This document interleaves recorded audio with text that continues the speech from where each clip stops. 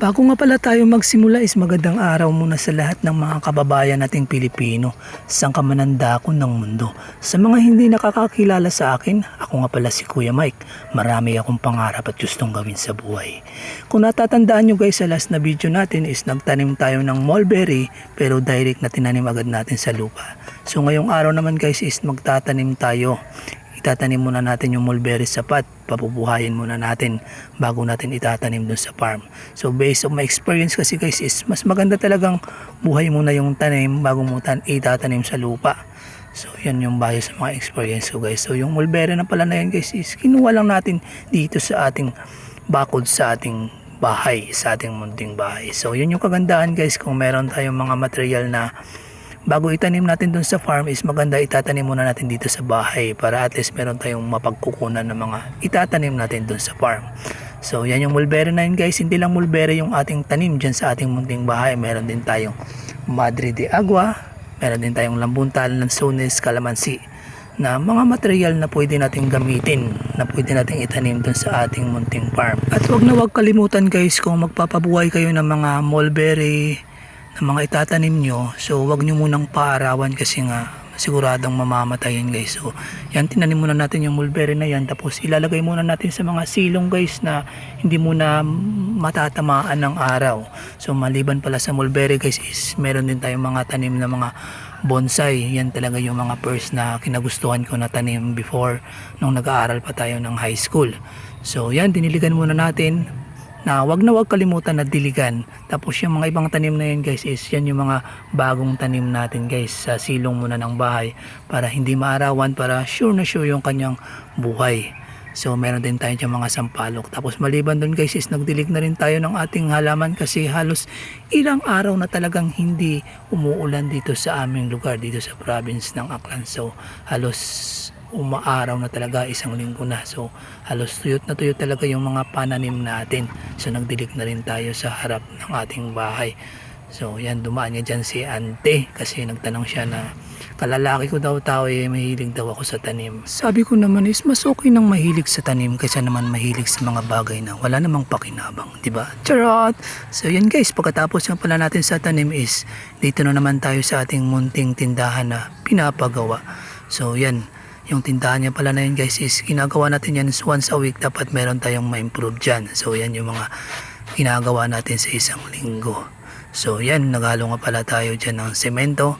So yung palak kasi natin dyan is mag-extend tayo dyan ng flooring guys. So shoutout muna pala sa brother natin na si Kuya Efren na siya yung nagpe-finance para lang sa ating munting tindahan. Ayan. So yan, nagbuhos na tayo ng tubig dyan guys kasi dyan tayo mag-extend ng flooring para soon is pwede tayong makapaglagay ng extension na table dyan na pwede tayong makipag-serve ng short order o di kaya sandwich or burger man lang, para pwede din makapag-upo yung mga customer natin na habang naghihintay ng bibilhin. So kala ko nga dyan guys hindi na ako marunong maghalo, pero marunong pa rin naman kasi nga sobrang tagal din naman tayong na construction before sa Boracay. So dyan dumaan niya pala dyan si mother kasi magpapagaling siya ng palay kasi naubusan na kami guys ng bigas. So yan, nagpagaling siya dyan. Kaya sabi ko mas maganda yan para at least marami tayong stock na bigas.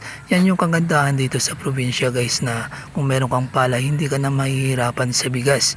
Hindi katulad dun sa syudad na halos lahat talaga guys is pinibili mo.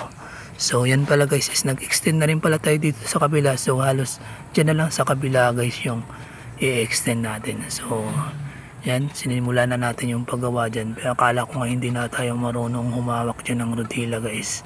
So matagal na rin kasi akong hindi nakapaghawak ng rodila sa kutsara na yan guys na pangmason.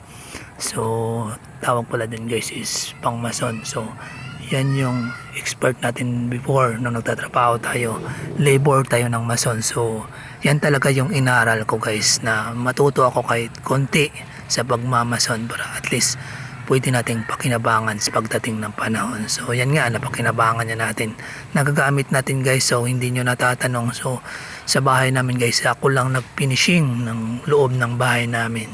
So hindi naman sa nagmamayabang, kunikwento ko lang. Charot!